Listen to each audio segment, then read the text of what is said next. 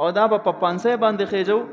نو الله رب العزت د يهودو دغه منصوبه ناکام کړه او د يهودو یو سړیو چې هغه د عیسی علی السلام متعلق جاسوسي کوله او مکه سړی د عیسی علی السلام هم شکل کړو.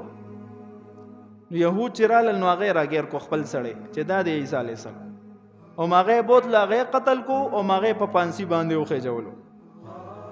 او عیسی علی السلام الله صحیح طریقې سره محفوظ اسمانونو ته وخېجولو.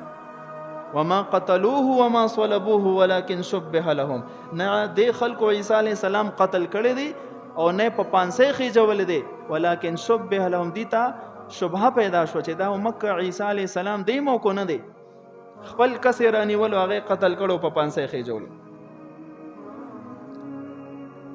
الله رب العزت صفا مونږ ته ویل دي یا عیسی انی متوفیک ورافعک الی. اے عیسی علیہ السلام پورا مونږ ته د خپل وجود سره اسمانونو ته خېجو، ورافعک الی ځان ته دی اوچتو، ومطهرک من الذین کفروا او د کافرانو د لغزشاتو نو د غوی د دوکا فریب نه دی محفوظ ساتو، پاک تی ساتو.